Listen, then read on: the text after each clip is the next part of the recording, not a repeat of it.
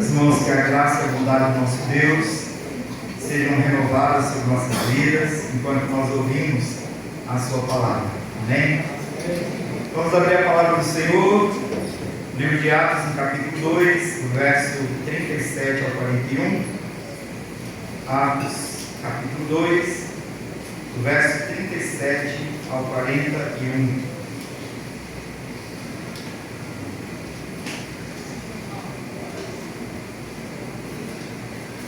Atos capítulo 2, do verso 37 a 41.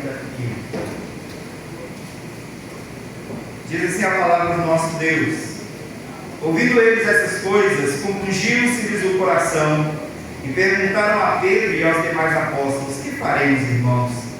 Respondeu-lhes Pedro: arrependei-vos, e cada um de vós seja batizado em nome de Jesus Cristo para a remissão dos vossos pecados. Recebereis o dom do Espírito Santo, pois para vós outros é a promessa, para vossos filhos e para todos os que ainda estão longe, isto é, para quantos o Senhor nosso Deus chamar. Com muitas outras palavras deu testemunho e exortava-os, dizendo: salvai-vos dessa geração perversa. Então os que lhe aceitaram a palavra foram batizados, havendo um acréscimo naquele dia de quase 3.000 pessoas. Que Deus nos abençoe com a sua santa palavra. Vamos orar. Senhor nosso Deus, graças te damos, Pai, pela porção da sua palavra, que certamente, ó Deus, já foi ouvida por nós tantas vezes, esse mesmo texto, mas que mais uma vez o Senhor toma para instruir os nossos corações quanto à verdade do Evangelho. E pedimos, ó Deus, que o Teu Espírito Santo ilumine o nosso entendimento, capacite-nos, Senhor, para que possamos receber Tua palavra com fé, aplicá-la às nossas vidas e vivermos, ó Pai, de modo que honremos o Teu santo nome, que glorifiquemos o Senhor. Sim, Pai, ajuda-nos pela graça do Teu Espírito a vivermos de modo digno do Evangelho de Cristo Jesus. É a nossa oração, ó Pai, confiados na graça do Senhor, na mediação do Teu Santo Filho Jesus Cristo, na intercessão do Teu Santo Espírito, ó Pai, no nome de Jesus. Amém e amém. Deus nos abençoe com a sua palavra. Irmãos, em 8 de julho de 1741, durante o primeiro grande despertamento espiritual na Nova Inglaterra, nos Estados Unidos, que hoje os Estados Unidos, naquela época era conhecido ainda como Nova Inglaterra, o pastor Jonathan Edwards pregou o famoso sermão Pecadores na mão de um Deus irado. O texto foi Deuteronômio 32, verso 35. A mim me pertence a vingança, a retribuição a seu tempo, quando resvalar o seu pé, porque o dia da sua calamidade está próximo, e o seu destino se apressa em chegar. O objetivo do sermão era mostrar aos ouvintes 3 verdades essenciais a respeito da nossa condição e da graça do Evangelho. A primeira delas, a gravidade do nosso pecado. A segunda, a realidade da ira de Deus sobre os pecadores. E a terceira, a urgência do arrependimento, a necessidade de arrependimento. Interessante é como que Edwards pregou aquele sermão, em um tom calmo, solene, voz controlada, sempre no mesmo tom, sem dramatização. Jonathan Edwards leu literalmente o seu sermão, leu de um manuscrito que ele segurava enquanto ele lia com dificuldade, visto que ele tinha problema de visão. Os relatos dizem que ele aproximava o texto aos seus olhos e ele lia com calma aquele sermão a respeito desses versos de Deuteronômio. Ele mal olhava para os ouvintes, concentrado em cada palavra que ele dizia, e ele dizia com clareza, com convicção. O poder da mensagem estava no conteúdo bíblico e na obra do Espírito Santo, não na maestria ou na retórica do pregador. no momento em que ele começou a afirmar o seguinte: os homens naturais estão nas mãos de um Deus irado, ele os segura sobre o abismo do inferno. Algo fora do comum começou a acontecer naquele momento. O efeito sobre os ouvintes foi impressionante e é relatado até nos dias de hoje. Testemunhas relatam que a congregação foi profundamente impactada, de haver casos, inclusive, de pessoas que subiram nos bancos e gritavam, clamando pela misericórdia do Senhor. O pastor Stephen Williams era um dos que estava presente naquele dia, e ele registrou no seu diário o que ele observou naquele dia durante a pregação. Ele disse o seguinte: antes que o sermão terminasse, houve grande gemido e clamor por toda a casa. Diziam: que devo fazer para ser salvo? Eu estou indo para o inferno. O que devo fazer por Cristo? E coisas semelhantes. De modo que o ministro, segundo ele relata, de modo que o ministro foi obrigado a interromper o sermão antes de concluir. Stephen diz também, concluiu no seu diário o seguinte: os gritos e clamores eram penetrantes e impressionantes. A pergunta é: o que levaria os ouvintes a responder de tal modo a uma pregação? O que levaria os ouvintes a reagirem de tal modo diante da verdade do Evangelho? Bem, nós temos aqui no texto que nós acabamos de ler algo bem semelhante. O sermão de Pedro, no dia de Pentecostes, teve o mesmo impacto sobre os seus ouvintes. Quando Deus deseja salvar, é assim que Ele fará. A pregação da verdade, acompanhada da obra do Espírito Santo, produz um resultado impactante nos corações. Atos 2:37 relata que compungiu-se-lhes o coração e perguntaram: que faremos, irmãos? E agora, o que faremos? A verdade ou a verdadeira pregação não apenas informa a mente. A verdadeira pregação do Evangelho fere o coração, fere a alma e conduz pecadores ao arrependimento.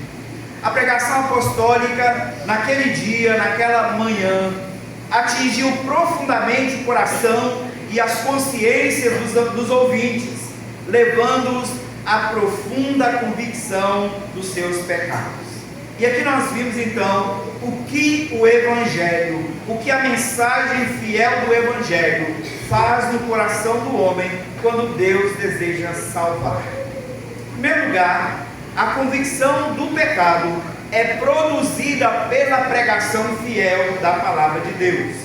Quando nós começamos o texto, logo nós lemos o seguinte: ouvindo eles isto, ou seja, ouvindo eles a exposição do Evangelho através do apóstolo Pedro, compungiu-se-lhes o coração. O coração deles foi constrangido, os corações foram constrangidos pela verdade do Evangelho.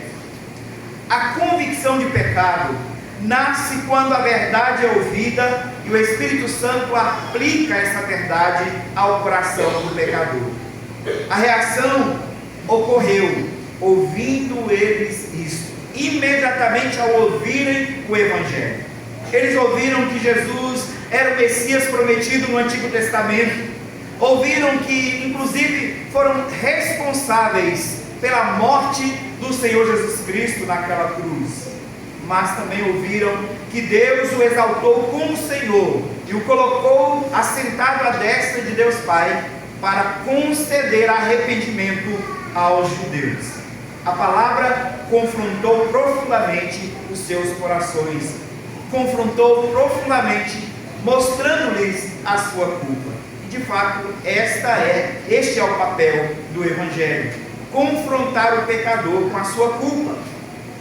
Pastor Matthew Henry afirma que aquele sermão deixou os ouvintes aflitos e profundamente tocados. E o mesmo pode ser dito do sermão que nós acabamos de referir, pregado por Jonathan Edwards.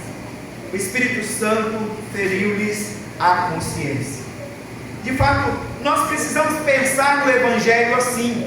Ainda que nós saibamos e nós ouvimos, e de fato é isso, que o Evangelho é a boa nova de salvação. A boa nova de salvação nos é contada porque há uma má notícia ao nosso respeito. E a má notícia ao nosso respeito é que nós somos pecadores, merecedores do castigo eterno do inferno. Porque nós pecamos contra o Deus Santo e Eterno. E um pecado contra o Deus Eterno merece um julgamento, uma punição eterna.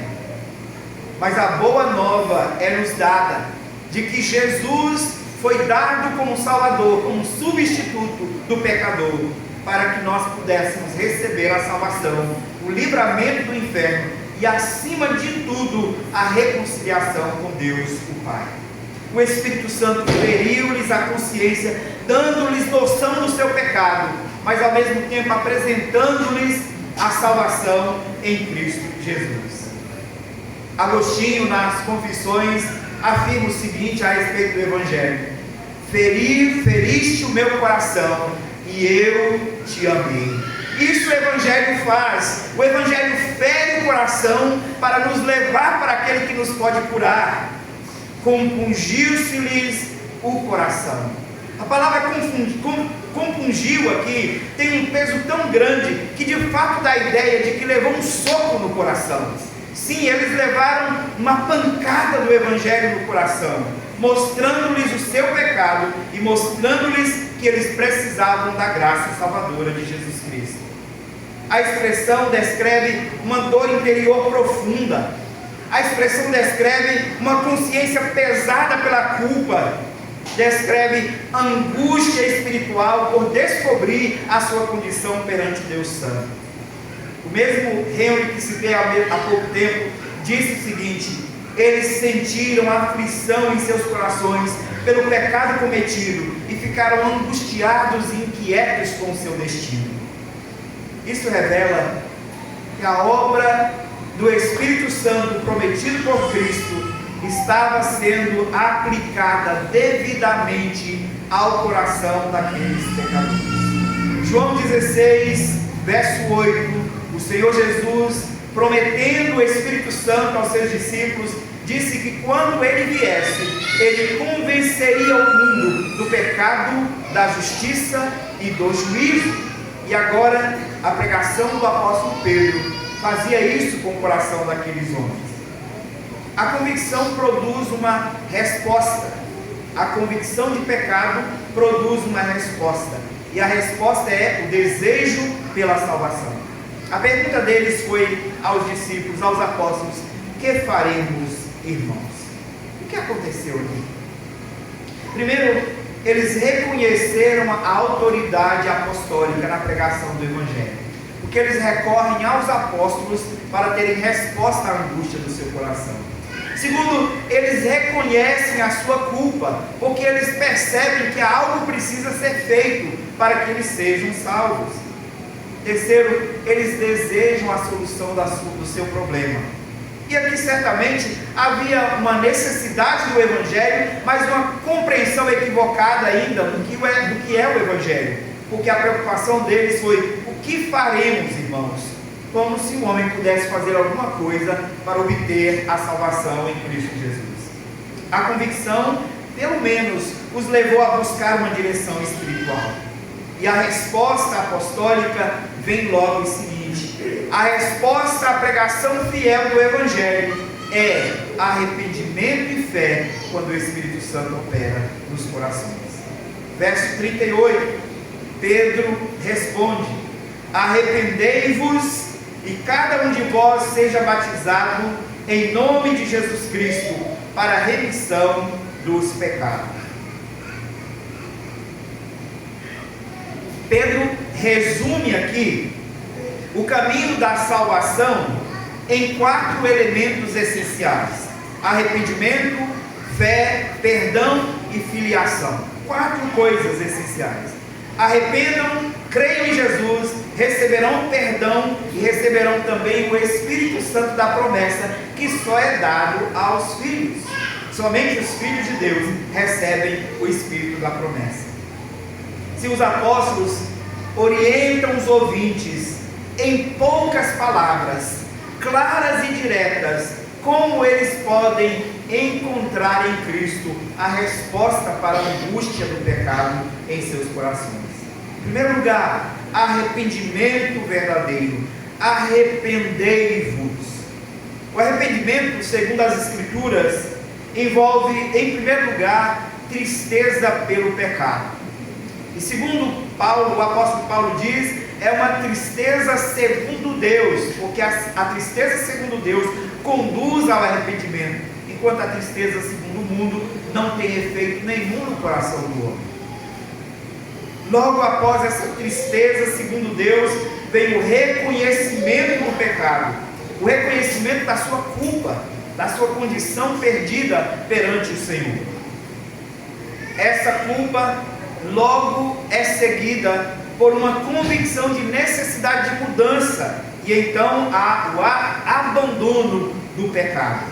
Abandono do pecado que era cometido contra o Senhor. E por último, uma mudança de mente e de direção. Muda-se o modo de crer, o modo de pensar, e muda-se o modo de andar, muda-se o modo de viver. Um comentarista disse que o chamado apostólico arrependei-vos admite uma reflexão diária. É como se o chamado do Espírito Santo, do Evangelho, soasse em nossos ouvidos todos os dias. As palavras de Pedro clamassem em nossos ouvidos diariamente: arrependei-vos, arrependei-vos, para que sejamos verdadeiramente transformados. A confissão de fé afirma no capítulo 15.2 que o arrependimento para a vida é uma graça evangélica pela qual o pecador, movido pelo senso de perigo e da imundícia do seu pecado, volta-se para Deus com pleno propósito de nova obediência. E essa nova obediência, ela é uma obediência constante. Não é um arrependimento que acontece uma vez e depois desaparece da vida do crente. É um arrependimento que conduz a uma vida constante de obediência a Cristo. Logo depois do arrependimento, vem então a fé pública em Cristo. Sejam batizados em nome de Jesus Cristo. A confissão pública de sua fé em Cristo Jesus. O batismo aqui representa a fé em Jesus Cristo, confiança nele para a salvação, identificação com ele publicamente, uma confissão pública de que de fato reconhece a Cristo como seu Salvador. Logo, o batismo é aplicado àqueles que de fato têm fé em Cristo, se identificam com ele e confessam publicamente a sua fé. Mesmo as crianças, mesmo os bebês, fazem isso porque os seus pais, com confiança em Cristo, identificam-se com ele e então confessam publicamente a confiança de que Cristo, o Salvador de suas vidas, é também o Salvador dos seus filhos. Assim, o batismo, como sinal e selo da promessa, é a forma como o crente assume publicamente que ele pertence agora a esse Senhor que transformou seu coração, que transformou a sua vida. Para aqueles judeus, era um passo absurdamente difícil, porque significava romper com o sistema judaico e identificar-se com aquele grupo,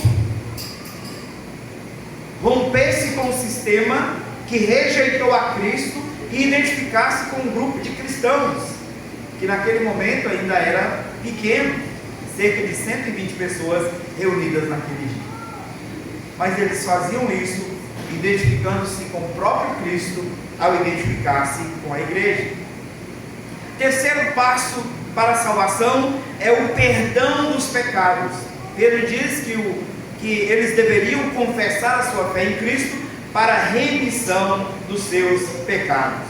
O Evangelho oferece aquilo que a lei não pode conceder: o perdão completo diante de Deus. João Calvino escreveu que enquanto permanecemos em nós mesmos, nós estamos perdidos. Mas quando nós somos enxertados em Cristo Jesus, nós recebemos a justiça que é nos concedida por Deus. Nós recebemos a justiça que reconcilia o pecador com o seu Criador. Assim, o perdão dos pecados é a declaração divina de que nós que antes éramos condenados à perdição, agora somos feitos seus filhos e somos chamados à sua presença para viver para Ele. Quando somos chamados, então, Ele nos dá o quarto sinal da salvação, que é o dom do Espírito Santo. Se Ele te chama para ser filho, agora Ele te concede o selo desse chamamento, que é o Espírito Santo. Pedro diz: e recebereis o dom do Espírito Santo. A salvação inclui perdão, regeneração, identificação com Cristo e uma nova vida na presença de Deus, uma nova vida no Espírito Santo, uma nova vida identificada e selada pelo Espírito Santo da promessa. Veja que o mesmo Espírito que convence o homem do pecador, que o conduz ao arrependimento, que leva-o até Cristo, renova o seu coração e o enxerta na família da fé e o sela com o Espírito da promessa, colocando na família de Deus um registro, como diria no interior, de papel passado. O Senhor nos dá garantia que somos dele, concedendo-nos o Espírito Santo da promessa. E Pedro vai além. O próximo passo de Pedro no seu sermão, ou na sua instrução para aqueles homens, é a promessa grandiosa do Evangelho, não somente para eles, mas para outros que viessem a crer. E ele faz a seguinte afirmação: pois para vós outros é a promessa, para vós e para os vossos filhos, e para todos quantos o Senhor vier a chamar. Então ele coloca a promessa como uma promessa garantida e segura no decorrer dos anos, no decorrer da história. Pedro então mostra para aqueles homens o alcance da graça divina. Pois para vós é a promessa, pois para vós outros é a promessa. E aqui Pedro amplia o alcance da graça. A promessa não se limita aos ouvintes imediatos, mas ela estende plenamente, indo dos judeus, daqueles que acabaram de receber a promessa, para vós, como Deus começou aquela obra neles naquele dia, agora também para as gerações futuras, para os vossos filhos. O Evangelho da graça alcança gerações. Seguindo, a promessa é também para os gentios, para todos que ainda estão longe, ou seja, todos quantos o Senhor vier a chamar. Paulo afirma a mesma coisa a respeito dos gentios em Efésios 2,13. Mas agora, em Jesus Cristo, vós que antes estáveis longe, fostes aproximados pelo sangue de Cristo. A promessa pertence a todos quantos são chamados por Deus, todos quantos o Senhor nosso Deus chamar. Aqui aparece a doutrina da vocação eficaz, e a confissão de fé ensina que todos aqueles que Deus predestinou para a vida, e somente esses é que Ele chama eficazmente, iluminando espiritualmente o entendimento, para que compreendam as coisas de Deus e assim respondam com fé. Veja que obra graciosa, maravilhosa do Senhor, descrita nas palavras do apóstolo Pedro. A promessa é para vós, para os vossos filhos e para todos que ainda estão longe e serão chamados eficazmente pelo Espírito Santo da promessa. Isso é uma segurança para nós como salvos, uma segurança e uma esperança para os nossos filhos, e uma certeza para a nossa evangelização, porque nós pregamos o Evangelho sabendo que o Senhor chamará outros pecadores à redenção através da pregação fiel da palavra de Deus. Por último, Pedro faz um chamado urgente àqueles ouvintes, dizendo no verso 40: salvai-vos dessa geração perversa. Salvai-vos dessa geração perversa. E aqui de fato parece que é um imperativo, dizendo: salvai-vos, façam alguma coisa para serem salvos dessa geração perversa. Mas de fato não é. A melhor forma de entender aqui é: sejam salvos dessa geração perversa. A obra de Cristo nos salva dessa geração perversa. O mundo está corrompido. Aquela geração havia rejeitado a Cristo, e ela foi chamada de geração perversa por rejeitar o Senhor. E a conversão exigia romper com aquela geração e assumir um compromisso público com o Senhor Jesus Cristo. E a pregação insiste com urgência ao coração do pecador. Lucas registra que Pedro testificava e exortava com muitas outras palavras, chamando os pecadores ao arrependimento. Pedro continuou pregando e persuadindo o povo com palavras firmes do Evangelho. A pregação do Evangelho, a pregação fiel, adverte, persuade, convence, chama ao arrependimento, chama à mudança, chama à transformação. E logo em seguida a gente vê o fruto da conversão verdadeira.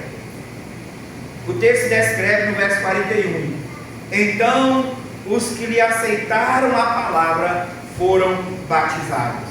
Receberam a palavra e foram batizados. Cerca de 3.000 pessoas, quase 3.000, foram alcançadas pelo Evangelho naquele dia e acrescentados à igreja. Mas aqui nós olhamos para as evidências de uma transformação verdadeira em suas vidas. Em primeiro lugar, o modo como eles receberam a palavra de Deus. Receberam a palavra de Deus com fé. Segundo, o modo como eles creram no Evangelho. Eles creram que o Cristo que anteriormente eles rejeitavam era de fato o ungido de Deus, o Messias do Antigo Testamento. E terceiro, o modo como eles submetem a palavra de Deus. A verdadeira fé recebe a palavra de Deus com submissão, confiança e obediência. Então aqui, em primeiro lugar, eles receberam a palavra de Deus, creram no Evangelho e submeteram suas vidas a Cristo Jesus, ou a palavra de Cristo Jesus. Em seguida, eles foram batizados, confessando publicamente aquilo que internamente havia acontecido em seus corações.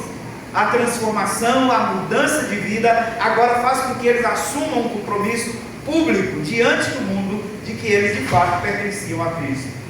E terceiro, eles foram agregados à igreja, como diz o texto, foram acrescentados, ou acrescentaram-se quase 3.000 pessoas à igreja naquele dia. Esse foi o grande resultado da pregação apostólica e da obra poderosa do Espírito Santo no coração daqueles pecadores. A conversão não produz apenas crentes isolados, mas produz membros ligados ao corpo de Cristo, comprometidos com Cristo e unidos à sua igreja, unidos ao seu corpo. O que faremos? Foi a pergunta deles antes de tudo isso acontecer. O que faremos? E a mesma pergunta deve continuar ecoando desde o Pentecoste até os nossos dias e continuar até que Cristo volte. Cada vez que um pecador ouvir o Evangelho e cada vez que o Espírito Santo compungir-lhes os corações, que eles possam responder: que faremos? Ou perguntar: que faremos? E para responder isso, nós como igreja devemos lembrar do que aconteceu aqui e responder a eles como Pedro respondeu: arrependei-vos e sejam batizados e recebereis o dom do Espírito Santo. Lembremos novamente da história que iniciamos esse sermão, a história do sermão famoso, Pecadores na mão de um Deus irado, pregado pelo pastor Jonathan Edwards. Você sabia que o mesmo sermão tinha sido pregado pouco tempo atrás e não tinha tido o mesmo efeito? Sim, o mesmo sermão, dois resultados diferentes. Esse sermão ficou famoso quando Jonathan Edwards o pregou na cidade de Enfield, no dia 8 de julho de 1741. Mas antes disso, ele já havia pregado o mesmo sermão em sua própria igreja, na cidade de Northampton. Naquela ocasião, quando ele pregou na sua igreja, não houve o mesmo impacto sobre o povo. Não houve choro, não houve clamor, não houve grito, não houve comoção, nada disso aconteceu. Mas em Enfield, enquanto ele lia calmamente o sermão, o mesmo manuscrito, exatamente o mesmo manuscrito, ele começou a ouvir os ouvintes clamarem: que faremos para ser salvo? Eu estou indo para o inferno. E o relato é que de fato pessoas se agarravam aos bancos, subiam nos bancos e gritavam: eu estou indo para o inferno, o que faço para ser salvo? Que coisa interessante. O mesmo sermão, o mesmo pregador, o mesmo texto bíblico e a mesma forma de expor. Mas naquele dia, o Espírito Santo decidiu agir de maneira diferente, poderosa, enquanto eles ouviam aquele sermão. E naquele momento, muitos foram confrontados em seus pecados. Por que isso acontece? Exatamente porque a convicção do pecado não é produzida pelo pregador. A convicção do pecado é produzida pelo Espírito Santo. Mais uma vez, nós precisamos lembrar: o mesmo sermão, o mesmo pregador, o mesmo texto bíblico e a mesma forma de expor, mas naquele dia algo diferente aconteceu. A conversão é uma obra soberana do Espírito Santo de Deus. As Escrituras afirmam, o Senhor Jesus Cristo falando a Nicodemos, disse: o vento sopra onde quer, não sabemos de onde vem nem para onde vai, assim é todo aquele que é nascido do Espírito. A obra do Espírito é feita do seu modo, soberanamente, quando pregamos fielmente o Evangelho. O mesmo Evangelho pode ser ouvido muitas vezes. O mesmo Evangelho pode ser ouvido muitas vezes e pela mesma pessoa.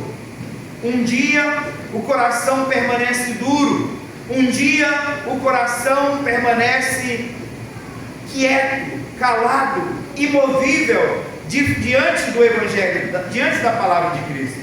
Em outro dia, esse mesmo coração é quebrantado, esse mesmo coração é compungido e é conduzido a Cristo Jesus. Aqui, meus irmãos, nós precisamos parar e nos atentar para o modo como nós devemos pregar o Evangelho. Como Paulo disse: pregue em tempo e fora de tempo, mas pregue, porque você não sabe o dia e nem a hora que o vento do Espírito vem e sopra naquele coração.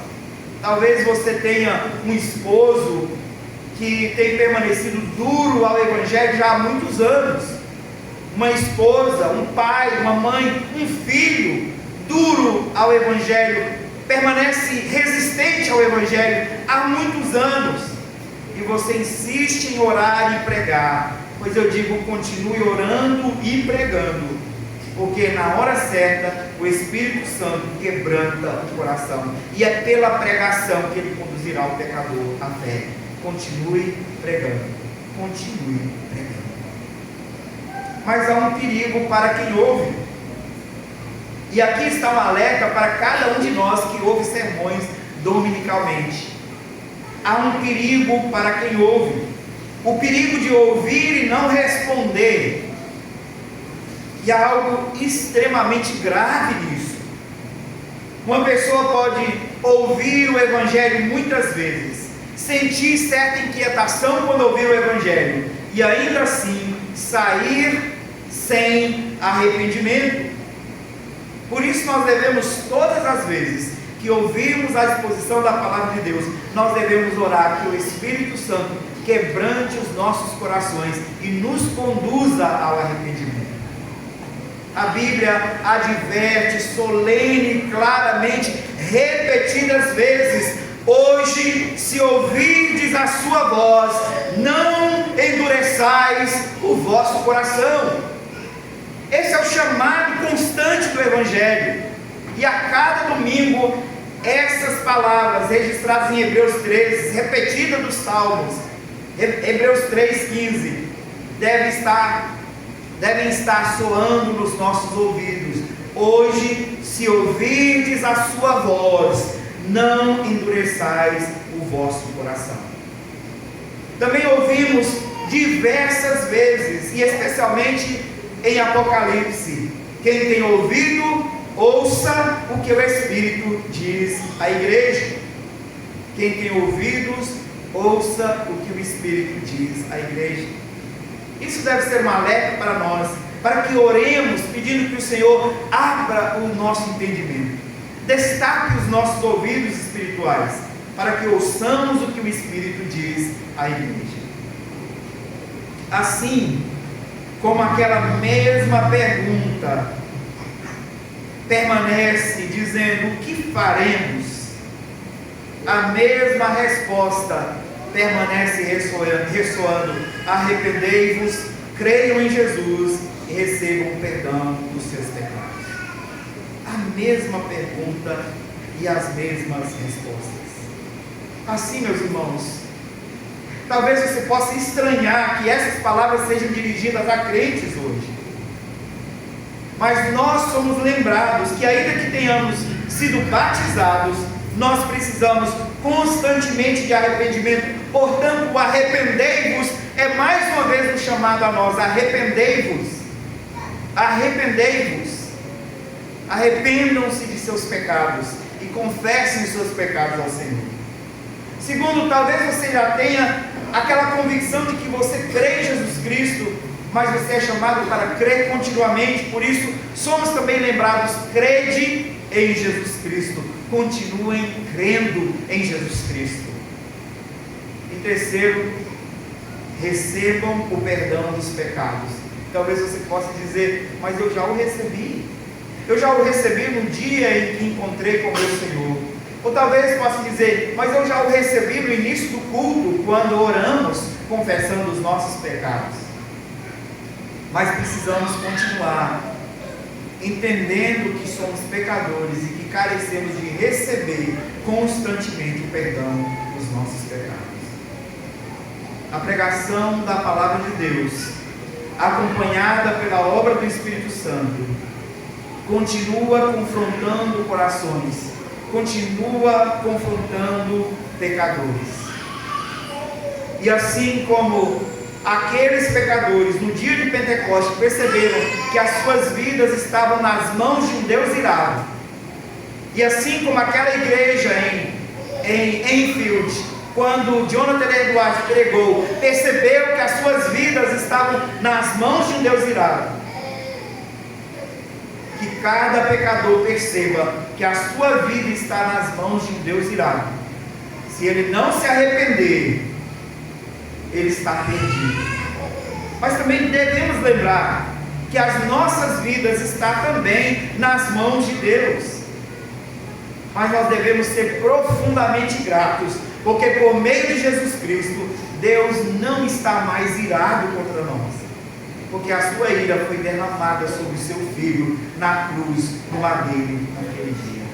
Toda a ira de Deus que deveria ser dirigida a você, toda a ira de Deus que deveria cair sobre a sua cabeça, toda a ira de Deus que deveria fazer o chão rachar, abrir-se debaixo de você e te levar de uma vez para o inferno, caiu sobre o nosso Redentor na cruz do Calvário. E por causa disso, hoje nós estamos nas mãos de um Deus gracioso que perdoou o nosso pecado. E isso deve nos lembrar que nós devemos ser gratos a Ele, porque Ele nos conduziu ao arrependimento, nos conduziu à fé em Cristo Jesus e nos perdoou os pecados. Lembremos, irmãos, o mesmo Espírito continua a falar aos corações. A mesma palavra continua a salvar pecadores nos dias de hoje. Pecadores continuam perguntando o que faremos. E a Igreja de Cristo que tem a resposta: arrependei-vos, crede em Jesus e recebam o perdão dos seus pecados. Que o Senhor nos abençoe e que Ele nos conduza sempre ao arrependimento, à fé e a receber e desfrutar do perdão e da graça de Cristo Jesus. Amém. Amém. Vamos orar.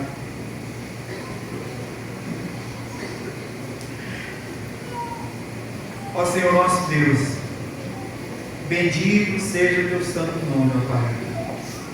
Bendito e exaltado seja o nome da sua glória. Porque o Senhor, ó Deus, tendo todo o direito de nos condenar eternamente ao inferno, o Senhor, ó Deus, tendo todo o direito de destinar as nossas vidas à ruína, decidiu, por sua graça maravilhosa, nos conceder a salvação em Cristo Jesus. E agora, Senhor, feitos seus filhos, nós temos o privilégio de desfrutar do arrependimento que o Senhor nos conduz, pela bondade do Senhor, da fé em Cristo Jesus e do perdão dos nossos pecados. Também, Senhor, nós temos a certeza de que o Espírito Santo da promessa habita em nós. Ele é o sinal e o selo interno de nossa salvação. E hoje, Pai, nós também receberemos um sinal e selo externo da obra do Senhor, a ceia do Senhor. Quando comermos o pão e bebermos o vinho, que nós tenhamos a convicção, a certeza daquilo que o Senhor fez por nós. E nós sejamos gratos ao Senhor por tão grande salvação, Pai. Nós te louvamos e bendizemos pela sua palavra, pelo seu amor, pelo evangelho da tua salvação, pelo privilégio de fazermos parte do seu povo, em Cristo Jesus, ó Pai. É no nome dele que nós oramos e te agradecemos. Amém. Amém. Deus nos abençoe.